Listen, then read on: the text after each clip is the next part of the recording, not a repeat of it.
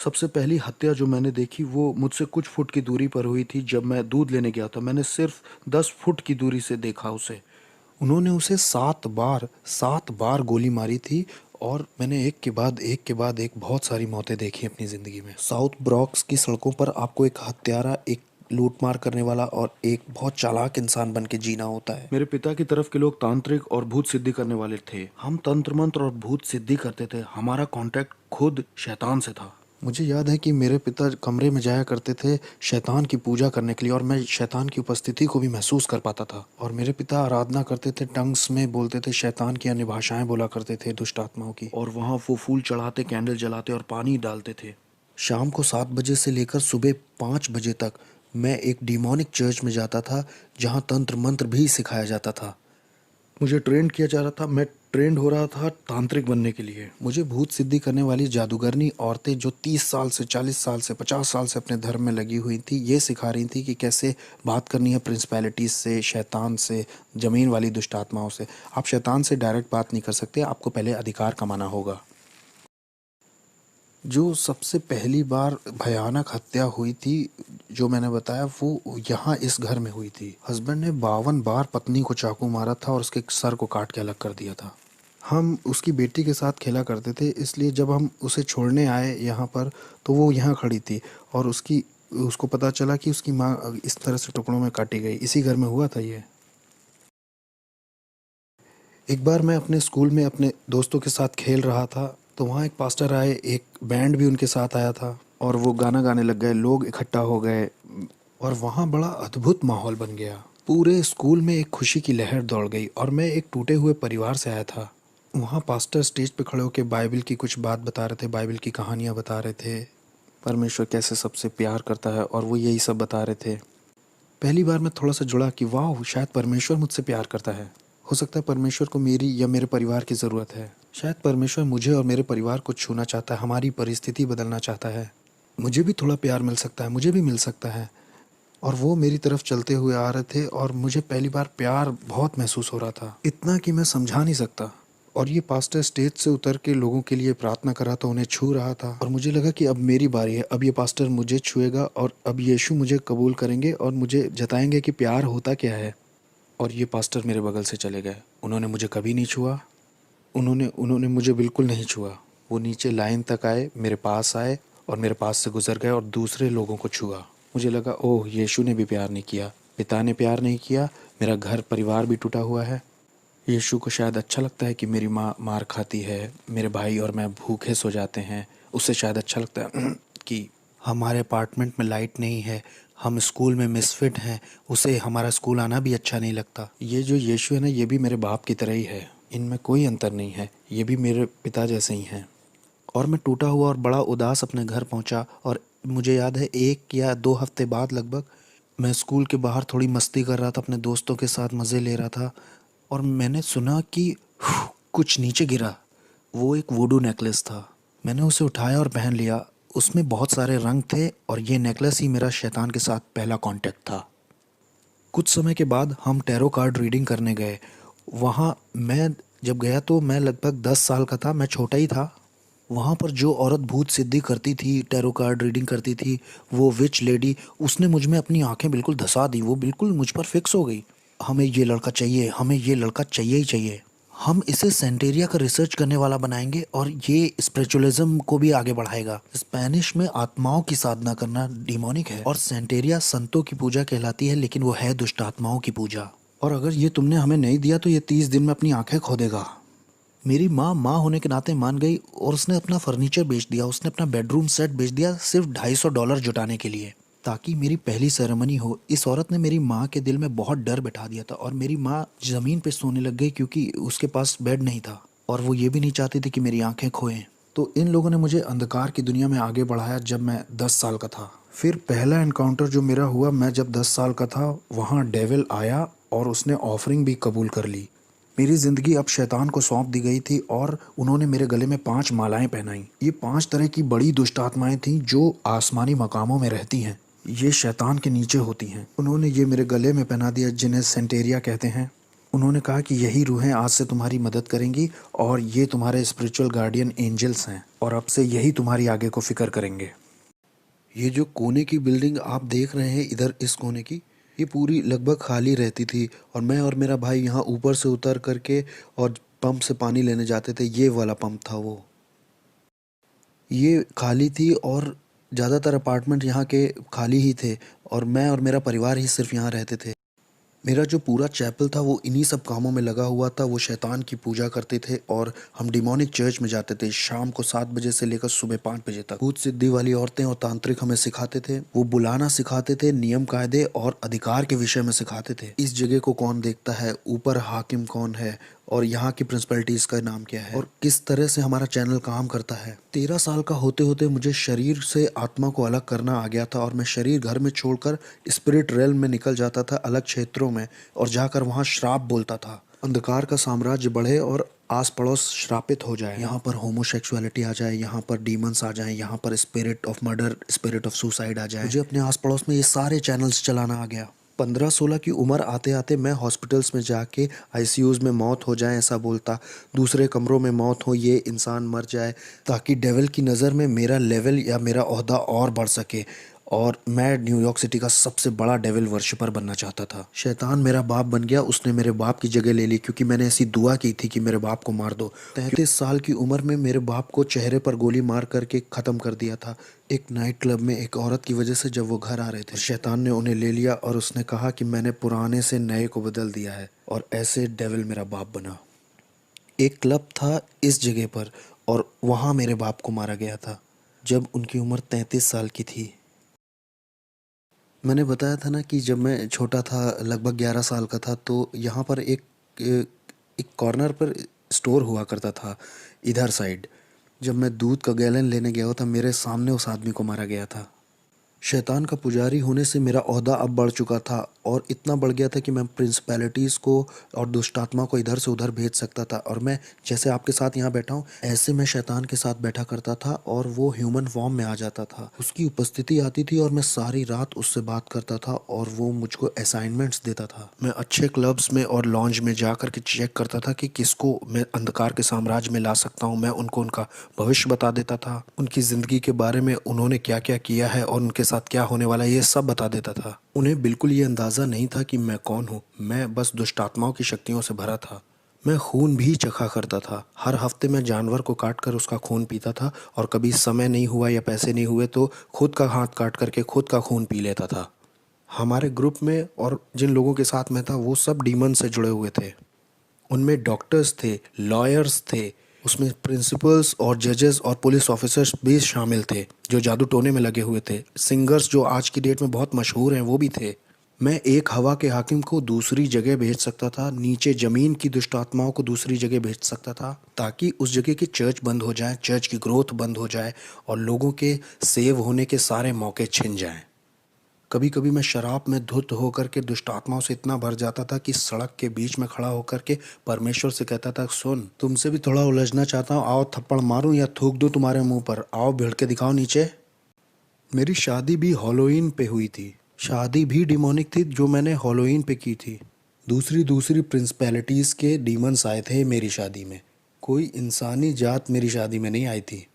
वो सब मेरी शादी में आने से डर रहे थे। मेरी शादी बड़ी अजीब थी। मैंने लोगों को इनविटेशंस भेजे, कोई दिखाई ही नहीं दिया तो कोई वेडिंग गिफ्ट नहीं। लेकिन हाँ, दुष्ट आत्माएं आई थी मेरी शादी में और उन्होंने ही बैप्टिज्म दिया। तो मेरी पत्नी और मैं, हम दोनों ही तंत्र मंत्र करते थे और हम अपनी बेटी को भी वही बनाना चाहते थे। मुझे याद है पहली बार जब मुझे इंसान की कुर्बानी करनी थी तो डेविल मेरे साथ कार में अंदर बैठा हुआ था। उसने कहा, मुझसे प्यार करते हो? मैंने कहा, ऑफ कोर्स डैडी। उसने मुझसे कहा कि छत के ऊपर एक आदमी है, वो तुम्हें नुकसान पहुंचाने आया है, तुम्हारा पैसा चुराने आया है, तुम उसे मेरे लिए मार दो अगर प्यार करते हो तो मैं छत की ओर ऊपर जाने लगा। मुझे याद है मैं 12वें माले में रहता था और जब मैं छत के ऊपर पहुंचा तो वो छत के पीछे वाले हिस्से सीढ़ियों पर छुपा हुआ था और ये आदमी 6 फुट 5 इंच का, वो लगभग 250 पाउंड का होगा। मैं डीमन पजेस्ड हो गया था और मेरे अंदर दुष्टात्मा गई, मैंने महसूस किया और अब मैं नहीं रह गया था। मैं उसे पकड़कर अपने अपार्टमेंट में ला के उसे चाकू मारना चाह रहा था क्योंकि मेरे पास एक कार्डोन पॉट था जो लगभग 100 पाउंड का होगा। उसमें 9 तरह के हथियार लगे थे जो 9 अलग तरह से इस्तेमाल किया जाता था और जैसे ही मैं उसे पकड़ने चला और उसे अपार्टमेंट में खींचने वो बस मेरे हाथ से फिसल गया और गायब हो गया। वो नीचे स्टोरवे के पास कूद गया। वो ऐसा जैसे ओलंपिक के एथलीट कूदते हैं, करके कूद गया। वो कूदा और गायब ही हो गया। मैं उसे पकड़ नहीं पाया तो मैं बहुत निराश हो गया। मैं अपनी पहली इंसानी कुर्बानी नहीं कर पाया। लोगों ने इसके ऊपर देखो कुछ लिख दिया है, लेकिन यहाँ पर एक डीमन है। ध्यान से देखो, ये वो डीमन है जो नर्क के दरवाजे की देखरेख करता है। इसी के बारे में मैं बता रहा था अपनी किताब में। वो सेंटेरिया वाली यही है, छोटा वाला दुष्ट आत्मा।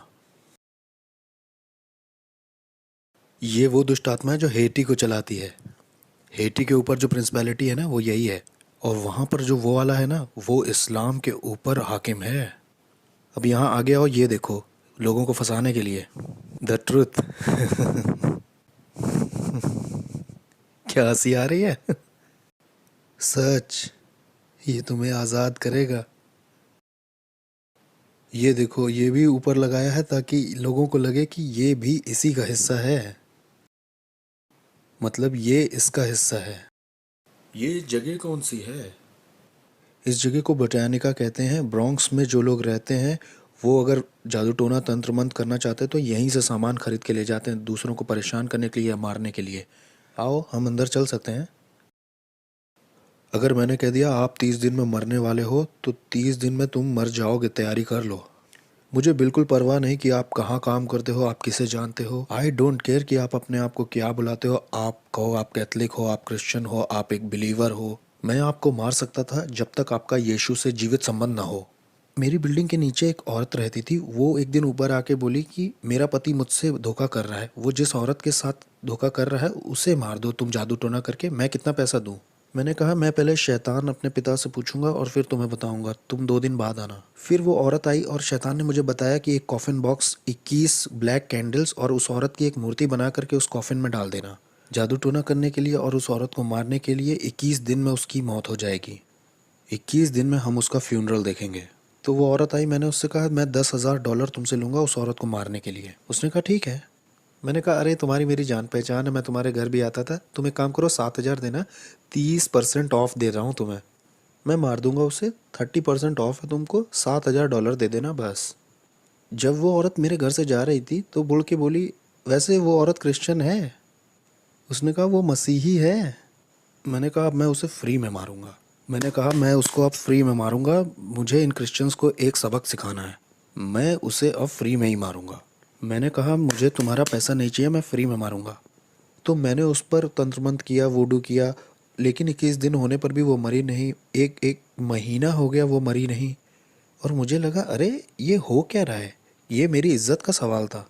मैंने शैतान को बुलाया, मैंने दुष्ट आत्माओं को बुलाया, मैंने बढ़ा दी अपनी जादू टोना तंत्र मंत्र। मैंने उस पर दुगना जादू टोना शुरू कर दिया ताकि वो एक रात में ही मर जाए। लेकिन कुछ नहीं हुआ, कुछ नहीं हो रहा, कुछ नहीं हो रहा। और एक दिन ऐसा हुआ कि शैतान ही आ गया। मैंने महसूस किया उसकी उपस्थिति आई और शैतान ने मुझसे कहा कि हमें ये प्लान छोड़ना होगा जिस औरत को तुम मारना चाहते हो। मैंने कहा प्लान क्यों छोड़ना होगा, मेरी इज्जत दांव पे लगी है। मैं एक भूत साधक हूँ, मैं तांत्रिक हूँ। अगर मैंने उसे नहीं मारा तो लोगों को लगेगा कि मेरे अंदर ताकत नहीं है। उसने कहा तुम समझ नहीं रहे हो, जिस परमेश्वर की वो सेवा करती है वो उसे अकेला नहीं छोड़ता है, उसे छुओ मत। मैंने कहा कौन है ये ईश्वर? उसने कहा वो जिसकी सेवा करती है। मैं बहुत गुस्से में था। मैंने कहा नहीं, 1 हफ्ता और लेते हैं, चलो मारते हैं। उसने कहा नहीं, जिसकी वो सेवा करती है वो उसे अकेला नहीं छोड़ता है। जिस तरह का जादू टोना मैंने उसके ऊपर किया था ना, उसे 21 दिन से कम में मर जाना चाहिए था। और भाई कैसे हो? ये ईजबेल है, इनके धर्म की ये ईजबेल है। देखो ये कैसे काम करता है। ये स्टैचूज जो हैं इनका कोई मतलब नहीं है, लेकिन इसके पीछे एक दुष्टात्मा है। तो अपने खुद के लिए मुझे उसे पहचानने के लिए इसका बनाया जाना बहुत ज़रूरी है, नहीं तो मैं उस आत्मा से नहीं जुड़ सकता। उस दुष्ट आत्मा से मेरी जान पहचान नहीं हो सकती। हमारे बीच में कुछ कॉमन नहीं है। मैं आदमी हूँ, वो एक आत्मा है और आत्माओं में भी वो दुष्ट आत्मा है। मैं उससे जुड़ ही नहीं पाऊंगा। उससे जुड़ने के लिए मुझे इसको बीच में लाना ही होगा। ये इंसानों की तरह दिखते हैं लेकिन इस आदमी के पीछे भी एक कहानी है। उस कहानी की वजह से ही आप उससे जुड़ सकते हो और ये दुष्ट आत्मा उसकी वजह से चलन कर सकता है। और ऐसा ही इन लोगों के साथ भी है। बाद में इनके नाम रखे जाते हैं और इनके भी जन्मदिन होते हैं, इनके भी अपने दिन होते हैं। किस तरह से इंसान फंस के पकड़ा जाता है इस दुष्ट आत्मिक संसार में और तंत्र मंत्र में, जानते हैं? ये वो जाल हैं जिनसे दुष्ट आत्माएं ऑपरेट करती हैं, अपना चलन करती हैं। इन्हीं मूर्तियों की वजह से इंसान अपने सारे शैतानी काम और शैतानी मजहब चला पाता है। यहाँ ऐसी कोई चीज़ नहीं है जिसे पवित्र कहा जा सके, बस एक ही है, वो हम हैं। इस जगह पे होता क्या है? वहाँ पीछे तंत्र मंत्र होता है, वूडू होता है, वहाँ कुछ मंत्र बोले जाते हैं और उससे मूर्तियाँ पवित्र की जाती हैं। ये सारी दुष्ट आत्माएं चाहती हैं कि आप एक नई मूर्ति खरीदें ताकि आप दुष्ट आत्मा को घर ले जा सकें। ये देखो, खास प्रार्थनाएं, ये आपको विश्वास दिलाना चाहते हैं कि आप परमेश्वर से प्रार्थना कर रहे हो। मैं भी यही किताब इस्तेमाल करता था, खास प्रार्थनाएं। इनका मकसद ही है कि आपको लगे कि आप ईश्वर से प्रार्थना कर रहे हैं, लेकिन इनमें कोई भी ईश्वर, इसमें बाइबल का कुछ नहीं है, ना बाइबल की कोई बात है, ना क्रूस की कोई बात है। मैं न्यूयॉर्क अमेरिका में तीसरे नंबर का वो इंसान था जिसके पास एक ऐसी किताब थी जिसमें चिन्ह बने थे सारी दुष्ट आत्माओं के और सारे हाकिमों के, और कैसे लोग ये तंत्र मंत्र सीख सकते हैं। और कोई इस तरह की किताब को नहीं रख सकता, या किसी के पास ऐसी किताब नहीं हो सकती जब तक डेविल उस पर खुद साइन ना कर दे। और मैं तीसरा वो इंसान था जिसके पास ये किताब थी, और मैं इस किताब के निशानों का इस्तेमाल करके जादू टोना करता था ताकि लोगों का दिमाग खराब हो जाए और वो बीमार पड़ जाए। जाने कैसे तंत्र मंत्र से मैं उन्हें बीमार करके लेप्रोसी, किसी को कैंसर दे देता था। मैंने लोगों के ऊपर ऐसा जादू टोना किया कि उनके साथ गर्भपात हो, उनके जीवन में अबॉर्शन आ जाए, लोग हॉस्पिटल जाएं, सर्जरी ही करवाएं, बिना सर्जरी के हॉस्पिटल में रहें। जादू टोने से मैंने लोगों को पागल भी किया है। मैंने जादू टोना करके लोगों के ऊपर दुष्ट आत्माएं भेजी, बाइपोला की, सिजोफ्रेनिया की, और भयानक बीमारी और सुसाइड की स्पिरिट। मैं रात भर बैठकर शैतान से घंटों बात किया करता था। जब क्रिश्चियंस यहाँ चर्च भी 1 घंटे के लिए नहीं जाते, बहुत से क्रिश्चियंस 1 घंटे दुआ भी नहीं करते। आत्मिक संसार ज़्यादा रियल है इस संसार से जो दिखता है, और हमने इसे महसूस किया था कि जो कुछ यीशु में ढका हुआ नहीं है उसे बहुत आसानी से टारगेट बना सकते हैं गिराने के लिए। जैसे नास्तिक लोगों को आराम से मार सकते हैं हम, यहोवा विटनेस वाले लोग आसानी से मारे जा सकते हैं, मोर्मोन्स भी आसानी से मारे जा सकते हैं, और ऐसे लोग भी जो कहते हैं शैतान होता ही नहीं है, वो भी बहुत आसानी से मारे जा सकते हैं, क्योंकि वो आत्मिक सहायता कभी मांगेंगे ही नहीं। मुझे याद है कि एक बार हमारे पड़ोस में निकी क्रूस का ग्रुप आया हुआ था, वो उसको ट्रूस बुलाते थे। वो चलते चलते वर्शिप करते हैं, फिर वचन का प्रचार करते हैं, फिर कहीं और निकल जाते हैं और वही करते हैं। और मैं इनके पीछे कुछ इस तरह से लगा कि इन्हें पीछे कर दूं, इन्हें कुचल दूं। और ये जवान बच्चे थे, कोई 18, कोई 19, कोई 20, कोई 16 ऐसे थे। और मैंने कहा कि ये मेरे पड़ोस में कैसे ये गंदे गाने, ये कूड़ा मेरे बगल में बजा सकते हैं, जिसे आज हम आराधना कहते हैं। ये गंदे गाने थे मेरे लिए। अब मैं इनके पीछे पड़ के इन्हें बर्बाद कर दूंगा। जब मैं वहाँ ऊपर गया तो जहाँ मतलब वो लोग थे, वहाँ एक आँख की दीवार थी जिससे मैं उन्हें छू नहीं पा रहा था और ना उसके पार जा पा रहा था। किसी चीज़ ने मुझे रोका। जितनी बार भी मैंने आत्मिक शक्तियों को बोला जाओ, तो वो नहीं जा पाई, वो रुकती रहीं, और मैं कभी भी उन बच्चों को छू नहीं पाया।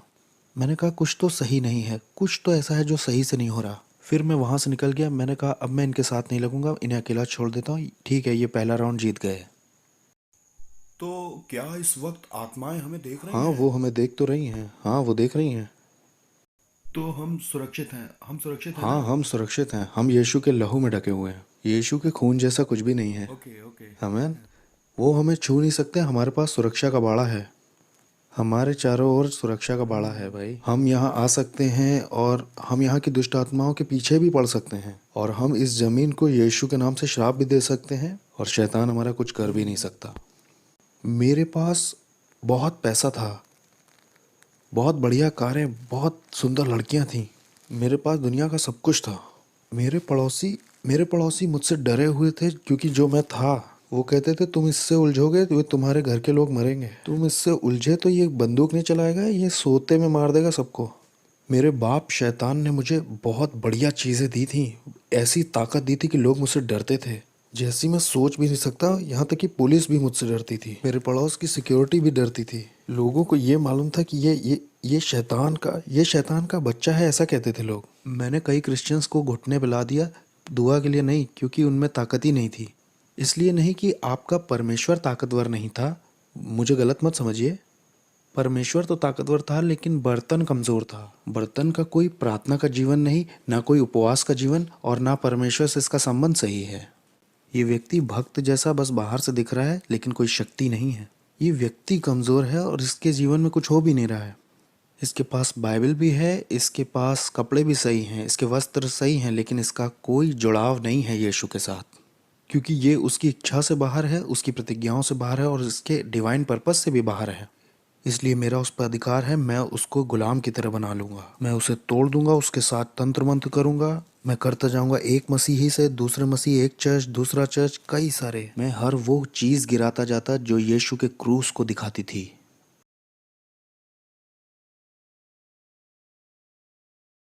बहुत ही दुष्ट आत्माओं से भरी हुई जगह है। तो इस जगह का बहुत असर होगा ना आस पड़ोस पर। हाँ, और क्या। ये जो पूरा एरिया है ना, ये इसी की वजह से लॉक्ड है।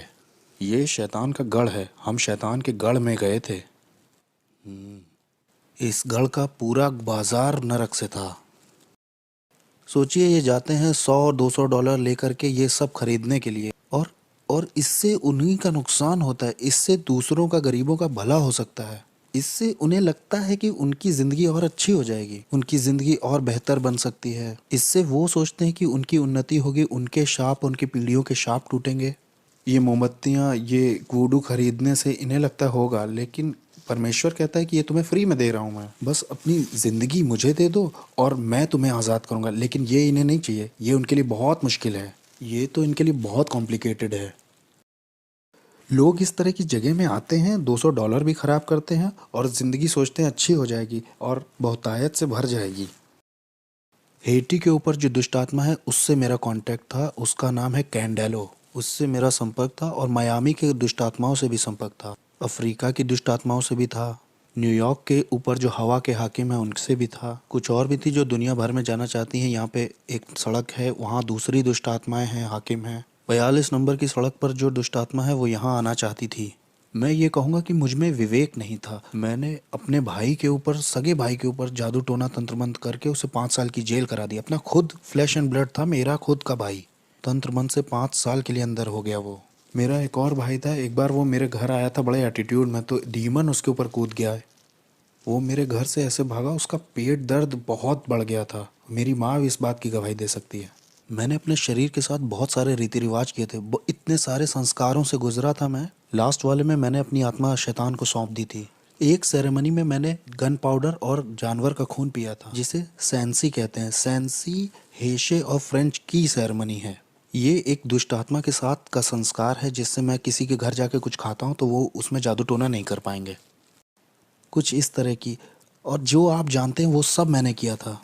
मैं जिस दुष्ट आत्मा वाले चर्च में जाता था, वहाँ एक सीक्रेट मीटिंग होती थी हर साल। हर एक बड़ा जादू टोना, तंत्र मंत्र, वॉलॉक, विचेस उसमें आते थे। वहाँ ये फैसला लिया जाता था कौन सा हाकिम किस जगह के क्षेत्र पर राज्य करेगा। हम कलीसिया से ज़्यादा संगठित यानी ऑर्गेनाइज्ड थे। अंधेरे का जो साम्राज्य है वो यीशु मसीह की कलीसिया से ज़्यादा ऑर्गेनाइज्ड है।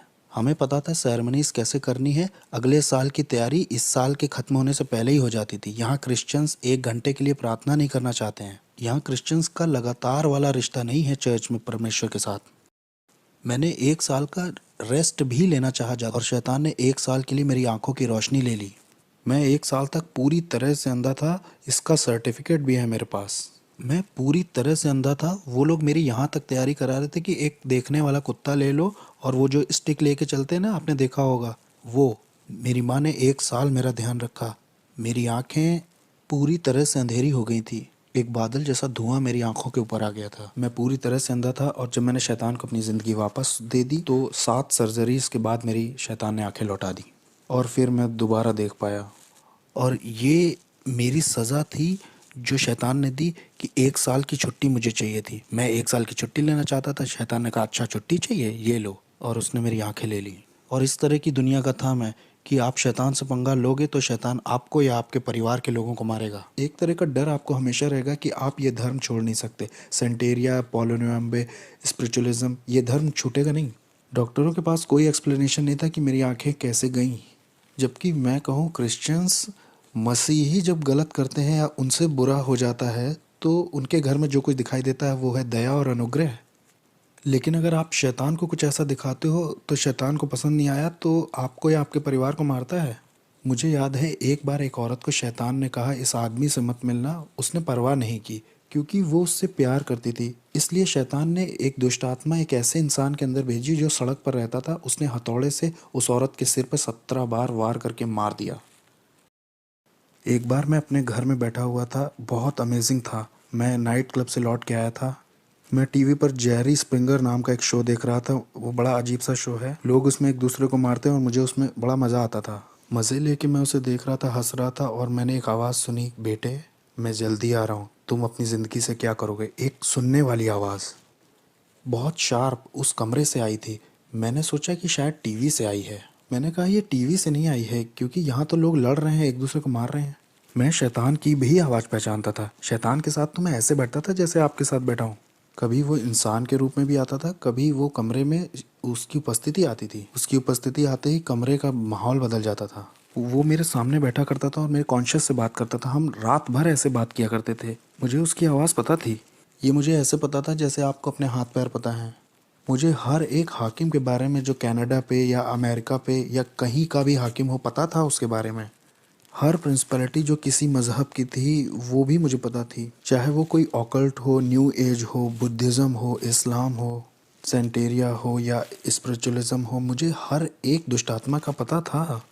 हर एक हाकिम के प्रिंसिपलिटीज़ का मार्क मेरे पास था। ज़मीन की दुष्ट आत्माओं का भी और शैतान का, इज़बेल का। मैं हर एक के नाम बता सकता हूँ जिनके नाम आप भी नहीं जानते होंगे। मैं उनको नाम से जानता था।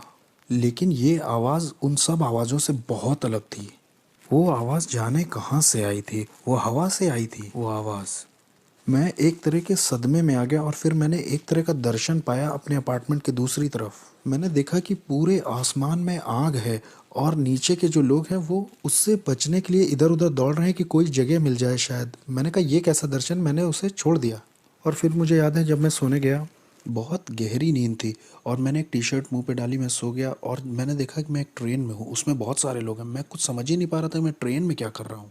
ये ट्रेन इतनी तेज़ चल रही थी कि आप समझ नहीं सकते। मैं पृथ्वी पर इतनी तेज़ किसी चीज़ में नहीं चढ़ा। और ये ट्रेन नर्क में आ गई। यीशु मसीह मुझे नर्क ले आए। और जब मैं नर्क में पहुंचा तो वो ट्रेन दरवाजे से बहुत कस के लड़ गई। एक इतनी तेज़ आवाज़ हुई कि सब खुल गया और बहुत गर्मी बाहर आ रही थी, न जाने कहाँ से। वहाँ सांस लेने में भी बहुत दिक्कत हो रही थी। मैं ट्रेन से जैसे बाहर आया तो उसमें जो लोग थे उनके चेहरे नहीं दिख रहे थे, लेकिन उनके चेहरे पर डर दिखाई दे रहा था। वो डर आप महसूस कर सकते थे। ये डर इस बात का था कि आप वहाँ से कभी बाहर नहीं निकलेंगे। और ये जगह पूरी भरी हुई थी। और मैंने कहा मैं यहाँ के लिए नहीं बना हूँ, मैं यहाँ नहीं मर सकता ना, मुझे यहाँ नहीं मरना, ये मेरे लिए नहीं है। मैं यहाँ के लिए पैदा नहीं हुआ हूँ। मैं अपने आप से ही बातें कर रहा था। मैं यहाँ नहीं रहने वाला। इसलिए मैं एक कोई सुरंग ढूंढने लगा जहाँ से मैं निकल सकूँ।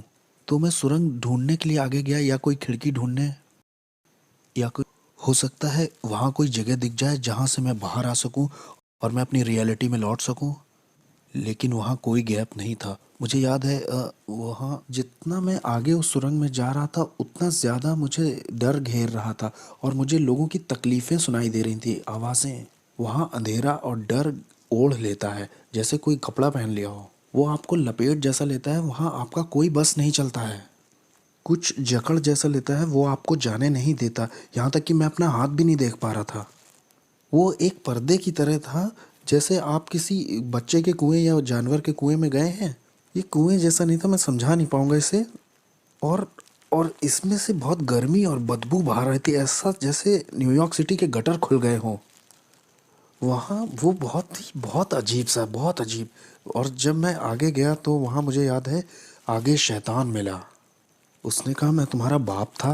वो डिमोनिक टंग्स में बोल रहा था कि मैं तुम्हारा बाप था, मैंने तुम्हें सब कुछ दिया जो चाहिए था, मैंने तुम्हारी केयर की, मैंने तुम्हें आशीष दी, मैंने तुम्हें प्रोटेक्शन दी, मैंने तुम्हारे लिए लोगों को मारा है, तुम्हारे लिए सब कुछ किया, तुम्हें पावर दी, तुम्हें तुम्हारा नाम बनाया इस साम्राज्य में। जो तुम्हारे विरोध में उठे उन्हें मार दिया, क्योंकि मैं तुम्हारा इस्तेमाल करने वाला था अपने राज्य को लाने के लिए पृथ्वी पर। और तुम मुझे छोड़ना चाहते हो, मुझसे धोखा करना चाहते हो। और ये सब डिमोनिक टंग्स में हो रही थी और मैं भी उससे दुष्ट आत्माओं की अन्य भाषा में बराबर बोल रहा था। मैंने कहा नहीं, मैं छोड़ूंगा नहीं, मैं बस कंफ्यूज हूँ, मुझे समझ नहीं आ रहा हो क्या रहा है। उसने कहा नहीं, मुझे मालूम है तुम क्या करोगे, तुम मेरे धर्म को एक्सपोज करोगे कि मैं कौन हूँ और मेरे आत्मिक संसार में कैसे काम करता हूँ। मैंने तुम्हें वो चीज़ें बताई हैं जो किसी को नहीं बताई, क्योंकि मैं तुम पे भरोसा करता था कि तुम मेरे राज्य को आगे बढ़ाओगे, क्योंकि मैं और तुम्हारा इस्तेमाल करना चाहता था बड़े पैमाने पर। और कंफ्यूज होके उसने मेरी मेरी गर्दन पकड़नी चाहिए, और जैसे ही मुझे मारने के लिए उसने गर्दन पकड़नी चाहिए, एक क्रॉस मेरे हाथ में यीशु मसीह का आया। और न जाने 3-4 क्रॉस कैसे नर्क में आ गए जब मैंने ब्लू शॉर्ट्स और टी शर्ट पहन रखी थी। और जैसे ही मैंने वो क्रूस उसके ऊपर छुआया, वो ऐसे पिघल गया जैसे वो कोई बच्चा हो। वो एक बच्चे की तरह ज़मीन पर गिर पड़ा और उसमें कोई ताकत नहीं थी। और फिर मैंने उस मौके का फ़ायदा उठा करके भागना शुरू किया उस तरफ जिधर दरवाज़ा लग रहा था मुझे, या शायद वहाँ कोई मुझे दरवाज़ा दिखाई दे जाए। जो मेरी उम्मीद थी, वहाँ वहाँ आशा जो थी वो ऐसी थी जैसे वहाँ किसी तरह की कोई आशा ही ना हो। वहाँ कभी ऐसा नहीं लगता कि आप बाहर आ पाएंगे। बस बस यही आपका द एंड है। जिस डर ने उस वक्त मुझे पकड़ रखा था, वो डर मैं समझा नहीं पाऊंगा, ऐसा डर मुझे कभी नहीं लगा। मैंने उस तरह की निराशा कभी महसूस ही नहीं की थी। ये बिल्कुल स्वर्ग का ऑपोजिट था। वो खुशी और आनंद का ऑपोजिट था, शांति का ऑपोजिट था, जीवन और उजियाले का ऑपोजिट था। ये जगह तो अंधकार और तड़प की जगह थी। अगर अगर मैं यहाँ रहता हूँ तो मेरे परिवार मुझे कभी नहीं ढूंढ पाएगा कि मैं यहाँ हूँ। मेरी पत्नी, मेरे बेटी मुझे कैसे ढूंढ पाएंगे, कैसे देख पाएंगे अब। जब मैं उस सुरंग के और गहरे में जा रहा था, ये सोचते हुए कि वहाँ शायद कोई दरवाज़ा हो या किसी तरह की कोई दरार वहाँ हो, वहाँ शैतान फिर से दिखाई दिया और उसने कहा कि मैं तुम्हें मार दूंगा। अब समर्पण के समय में मैंने तुम्हारे शरीर पर कुछ दुष्ट आत्माओं की भाषा में निशान बनवाए थे जो मेरे कॉन्ट्रैक्ट हैं, इससे मैं तुम्हें मार दूंगा। उसने कहा, अरे बेवकूफ़, ये मेरे निशान है, ये इस बात के निशान है कि मैं तुम्हारा मालिक हूँ, मैं तुम्हारा मालिक हूँ, कोई और तुम्हारा मालिक नहीं है, मैं हूँ। या तो तुम मेरे लिए जियोगे या तो मरोगे। और फिर जैसे ही उसने अपने हाथ बढ़ाए मुझे दोबारा पकड़ने के लिए, मैंने तो सोचा मेरी कहानी ख़त्म। अब वो मुझे दूसरी बार पकड़ने आया है। क्रूस यीशु मसीह का बीच में आ गया, नर्क में।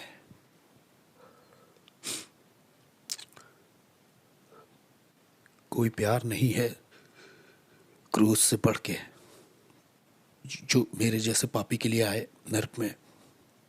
दाऊद कहता है कि अगर मैं अपना बिछौना अधोलोक में भी बिछाऊं तो उसे पता है। अनुग्रह और सच्चाई नर्क में दिखाई दी। अनुग्रह और सच्चाई को मेरे बारे में पता था।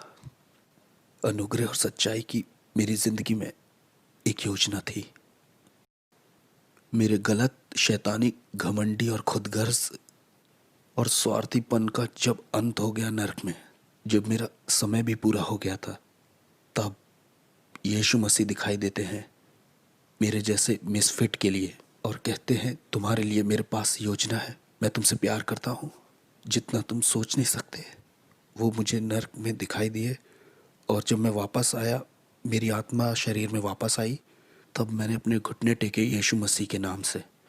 मेरे पास $1,00,000 का सामान था तंत्र मंत्र का, मैंने फेंक दिया। मैंने तंत्र मंत्र सब फेंक दिया।